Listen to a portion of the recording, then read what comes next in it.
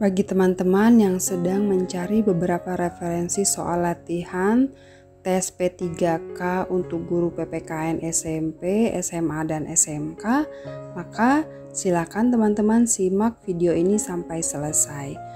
Karena kita akan membahas beberapa soal latihan untuk soal-soal PPKN dalam tes P3K ini.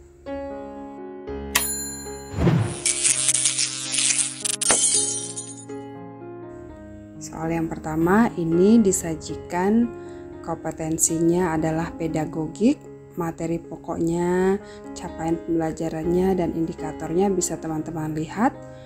Soalnya adalah kurikulum mata pelajaran PPKN memuat tentang pengetahuan kewarganegaraan atau civic knowledge, kemampuan kewarganegaraan atau civil skill, dan karakter kewarganegaraan atau civic disposition.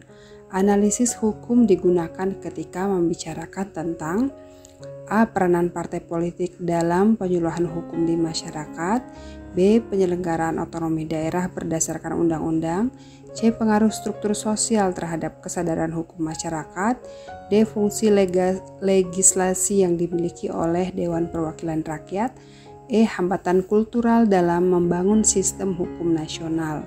Kita lihat pembahasannya, jawabannya adalah B tadi ya. Penyelenggaraan otonomi daerah berdasarkan undang-undang. Mengapa? Karena kurikulum mata pelajaran kajiannya memuat tentang pengetahuan kewarganegaraan, keterampilan, dan karakter kewarganegaraan. Dalam konteks teori hukum, misalnya mata pelajaran PPKN mengkaji tentang penyelenggaraan otonomi daerah berdasarkan undang-undang. Otonomi daerah akan dikaji dari aspek hukum, baik landasan maupun dalam praktik penyelenggaraan dari perspektif yuridis. Jadi jawabannya analisis hukum yang digunakan ketika membicarakan tentang B tadi ya, penyelenggaraan otonomi daerah. Soal berikutnya, rumusan indikator pencapaian kompetensi yang tepat untuk kompetensi dasar mematuhi norma-norma yang berlaku dalam kehidupan bermasyarakat untuk mewujudkan keadilan adalah, ini ada opsinya ada 5. Teman-teman bisa lihat dulu materi pokok, capaian pembelajaran, dan indikator esensialnya. Yang pertama, melaksanakan ketentuan norma kesopanan di lingkungan sekolah. B. Menganalisis berbagai norma-norma yang berlaku di masyarakat. C. Menjelaskan makna berbagai norma yang berlaku di masyarakat. D. Mengidentifikasi berbagai kasus pelanggaran norma di masyarakat. Dan E. Menunjukkan macam-macam norma yang berlaku di masyarakat. Nah, rumusan indikator pencapaian kompetensi dari KD ini apa sih? Jawabannya adalah A ya. Melaksanakan ketentuan norma kesopanan di lingkungan sekolah. Pembahasannya adalah guru PPKN harus mampu mengembangkan indikator pencapaian kompetensi dari kompetensi dasar yang ada dalam kurikulum. Untuk kompetensi dasar tadi yang tepat adalah melaksanakan ketentuan norma kesopanan di lingkungan sekolah. KD ini termasuk dalam KD afektif atau civic disposition. Untuk mengembangkan indikator yang sesuai dapat dicermati dari kata kerja operasional yang ada dalam KD, yaitu mematuhi ya. Kata kerja operasional ini kemudian dikembangkan dalam indikator pencapaian kompetensi atau IPK menjadi melaksanakan ya. Kalau ada kata mematuhi, teman-teman harus ingat, maka IPK-nya adalah melaksanakan. Berikutnya, ini materinya adalah RPP. Pak Iqbal akan mengajar PPKN dengan indikator pencapaian kompetensi. Pak Iqbal akan mengajar PPKN dengan indikator pencapaian kompetensi, mensintesiskan kewenangan lembaga-lembaga negara menurut UUD 1945. Model pembelajaran yang tepat adalah simulasi, debat, diskusi, ceramah, atau praktik. Maka jawabannya adalah C ya. Guru PPKN harus memilih model pembelajaran yang tepat agar tercapainya kompetensi pembelajaran tercapai dengan baik. Pada prinsipnya tidak ada model pembelajaran yang terbaik karena model yang dipilih sangat tergantung dari kompetensi yang akan dicapai. Untuk indikator pencapaian kompetensi menganalisis nilai-nilai Pancasila dalam kerangka praktik penyelenggaraan pemerintahan negara, model pembelajaran yang tepat adalah diskusi. Jadi untuk soal yang ini tadi adalah diskusi. Oke, berikutnya. Materi pokoknya adalah materi PPKN.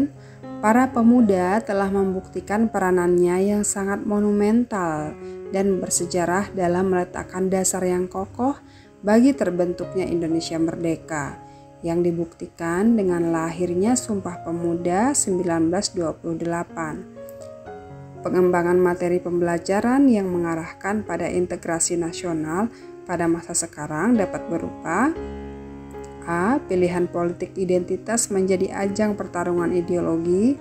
B. Pilihan politik bersifat sementara untuk memenangkan pemilu.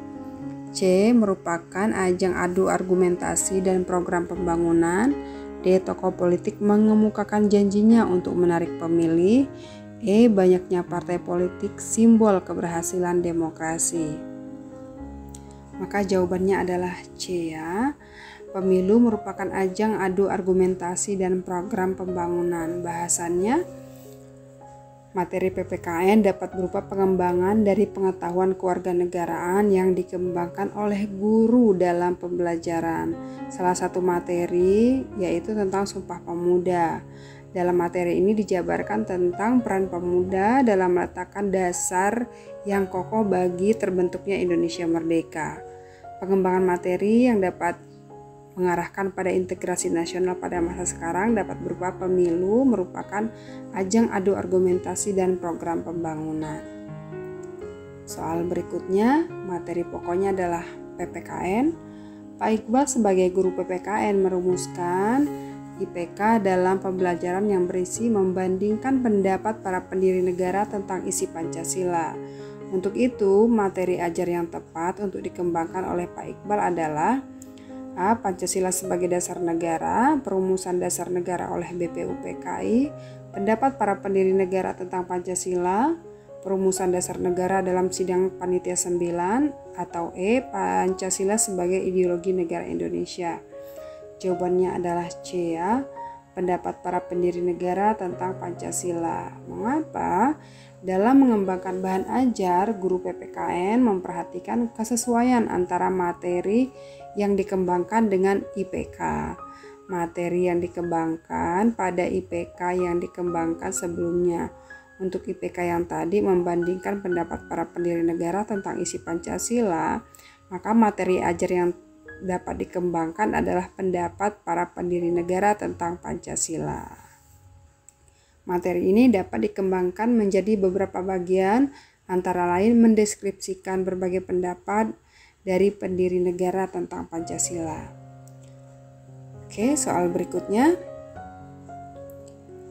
Materi pokoknya adalah model atau metode pembelajaran PPKN. Seorang guru PPKN akan menerapkan model pembelajaran Project Citizen. Materi pembelajaran yang sesuai yaitu: A. Sejarah pergerakan nasional sebelum Sumpah Pemuda. B. Menipisnya nasionalisme di kalangan generasi muda. C. Peran generasi muda dalam mencetuskan Sumpah Pemuda. D. Peran organisasi yang memunculkan gerakan Sumpah Pemuda. E. Mengidentifikasi nilai-nilai Sumpah Pemuda. Maka jawabannya adalah menipisnya nasionalisme di kalangan generasi muda. Ya. Untuk model pembelajaran Project Citizen, materi yang dikembangkan harus memuat permasalahan terkait kebijakan publik yang nantinya akan diselesaikan di kelas. Materi yang memuat permasalahan antara lain menipisnya nasionalisme di kalangan generasi muda. Nah, ini bisa dikembangkan jadi bahan diskusi di dalam kelas. Kemudian soal berikutnya, materi pokok tentang model atau metode pembelajaran PPKN. Pak Bakri meminta peserta didik untuk mempresentasikan hasil telaah tentang akibat pelanggaran lalu lintas melalui metode diskusi. Dalam hal ini, langkah awal yang dilakukan dalam pembelajaran adalah membagi kelas menjadi beberapa kelompok. meminta peserta didik mengidentifikasi masalah, mencari contoh-contoh pelanggaran lalu lintas, melakukan investigasi ke lapangan secara berkelompok, atau menyimpulkan hasil investigasi yang sudah dilakukan. Maka jawabannya adalah A ya, membagi kelas dulu menjadi beberapa kelompok. Setiap model pembelajaran memiliki langkah-langkah atau sintak baku yang diterapkan dalam pembelajaran. Jadi, sebagai guru PPKN, kita harus memahami setiap urutan langkah yang akan diterapkan. Ketika guru PPKN akan menerapkan model pembelajaran diskusi, maka langkah awal yang dilakukan guru adalah membagi kelas menjadi beberapa kelompok. Dalam membagi kelompok, guru dapat menggunakan strategi inovatif termasuk dalam memberi nama kelompok. Misalnya, untuk menentukan suatu kelompok tertentu, guru dapat membuat potongan puzzle beberapa rumah adat sesuai dengan jumlah kelompok yang akan dibuat, lalu kemudian membagikan kepada semua peserta didik. Setelah puzzle terbentuk utuh menjadi suatu bentuk rumah adat, maka itulah anggota kelompoknya dan nama kelompok disesuaikan dengan nama rumah adat. Menarik ya. Soal berikutnya, reinforcement. Seorang siswa memainkan handphone di dalam kelas ketika guru sedang mengajar. Maka reinforcement yang tepat diberikan oleh guru kepada anak tersebut adalah A. Memberikan ancaman, B. Memberikan hukuman, C. Memberikan tugas tambahan, D. Memberikan peringatan, E. Mendekati siswa tersebut. Jawabannya adalah mendekati siswa tersebut. Karena dalam proses pembelajaran, seorang guru harus bisa memilih solusi jika ada siswa yang melakukan hal yang kurang baik dalam pembelajaran. Siswa diharapkan menjadi sadar dan tidak mengulanginya lagi. Dalam hal siswa memainkan handphone, maka guru bisa mendekatinya dan bicara dari hati ke hati. Kalau memberikan ancaman ini adalah tidak baik karena hanya akan membuat murid itu takut dan dia semakin tidak tertarik untuk belajar. Sama halnya dengan memberikan hukuman, tugas tambahan, dan hanya memberikan peringatan.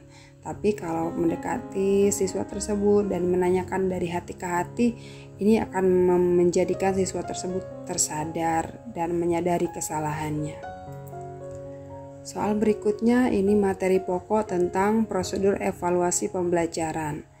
Ketika dalam suatu kegiatan pembelajaran, guru memberi kesempatan kepada peserta didik untuk menemukan pengetahuan tentang perilaku manusia dalam memanfaatkan tempat sampah dari berbagai sumber belajar. Maka tampilan guru tersebut dikategorikan sebagai A. Mengamati lingkungan, B. Mengumpulkan informasi, C. Mengidentifikasi masalah, D. Menemukan masalah, dan E. Merumuskan masalah. Maka jawabannya adalah mengumpulkan informasi. Dalam melakukan prosedur evaluasi pembelajaran, guru harus mengarah pada pendekatan saintifik. Dalam kegiatan di mana guru yang memberikan kesempatan kepada peserta didik untuk menemukan pengetahuan tentang perilaku manusia dalam memanfaatkan sampah dikategorikan sebagai mengumpulkan informasi. Demikian beberapa contoh soal latihan PPKN untuk menghadapi tes PPK bagi guru SMP, SMA, dan SMK. Di dalam video yang lainnya, saya juga membahas beberapa contoh soal latihan PPKN, kemudian manajerial, kemudian sosiokultural, dan lain sebagainya. Teman-teman bisa melihat di beberapa video sebelumnya. Terima kasih telah menyimak video ini. Saya Fitriani, sampai jumpa.